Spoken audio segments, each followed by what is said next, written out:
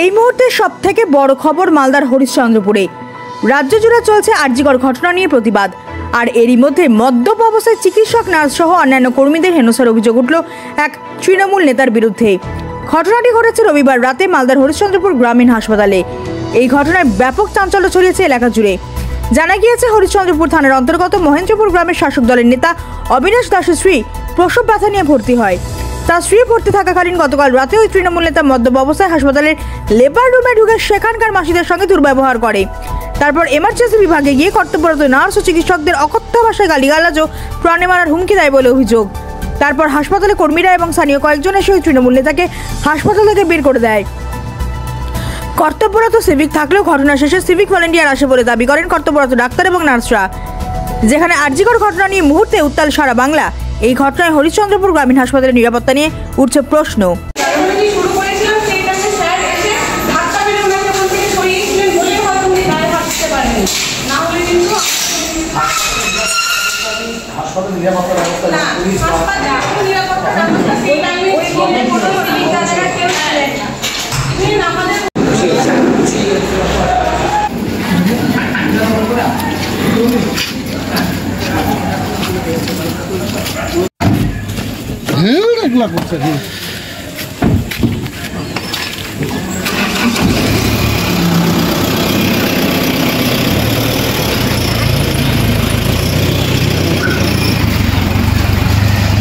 কি ঘটেছিল, ওনার একটা পেশেন্ট ভর্তি আছে, তো উনি এসে পেশেন্টের সম্বন্ধে আমাকে জিজ্ঞেস করছেন যে ডক্টরকে মানে ডক্টর নেই কেন, নার্স নেই কেন। বলছে আমরা তো আছি, বলুন কী হয়েছে, আপনার সমস্যা কোথায়।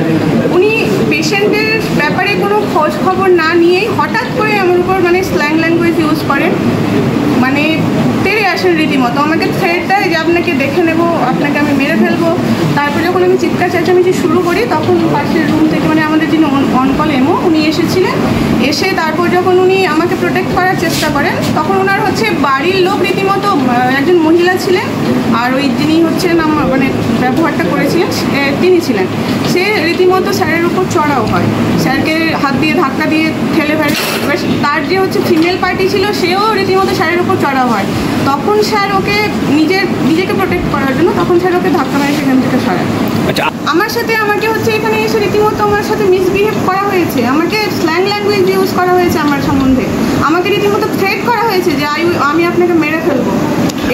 আর কি মানে না, আমার উপর হাত দিতে পারেনি, তার আগেই হচ্ছে আমাকে প্রোটেক্ট করেছে।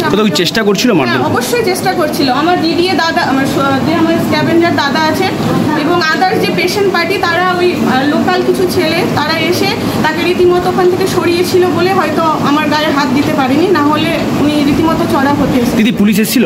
হ্যাঁ, পুলিশ এসেছিলেন। গ্রেপ্তার হয়েছে ছেলেটা?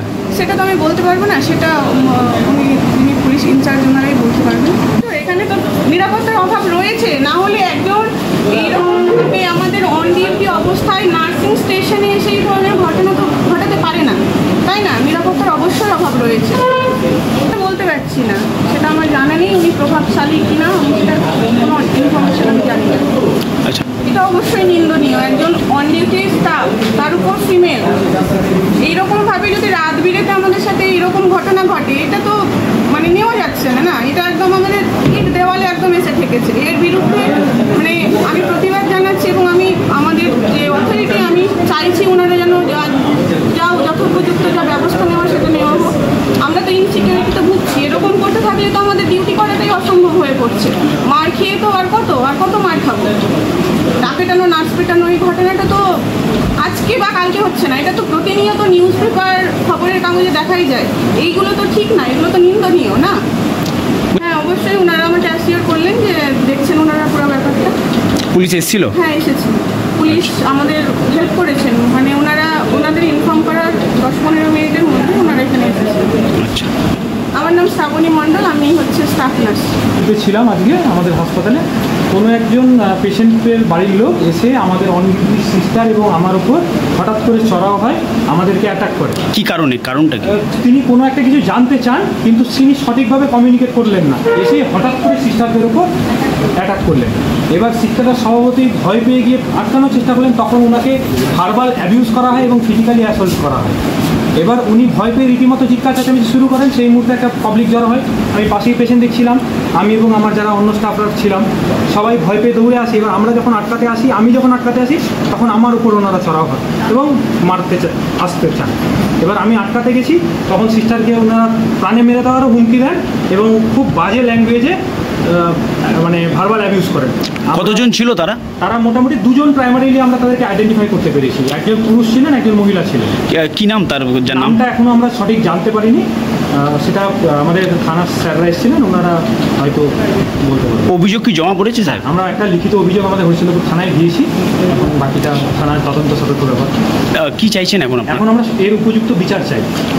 আমরা যে সময় ডিউটিতে ছিলাম সেই সময় অন ডিউটি যারা মানে থানার যারা সিভিক ভলান্টিয়ার দাদা বা দিদি ছিলেন, আমরা ওই ঘটনার মুহূর্তে কাউকে দেখতে পাইনি। চিৎকার চেঁচামেচি শুনে বাইরের কিছু পেশেন্টের বাড়ির লোকরা এসে আমাদের সামনে দাঁড়ায়, কিন্তু তখন কিন্তু অন ডিউটি সিভিক ভলান্টিয়ার দাদাকে আমরা চোখে পড়তে দেখিনি। কোথাও কি ভাঙচুর চালানো হয়েছে? ভাঙচুর বলতে এই মুহূর্তে ভাঙচুরের সেরকম কিছু ঘটনা নেই, কিন্তু ওনাদের উপর এবং আমার উপর ফিজিক্যাল অ্যাবিউজ করা হয়। আচ্ছা, মারধর করা হয়েছিল?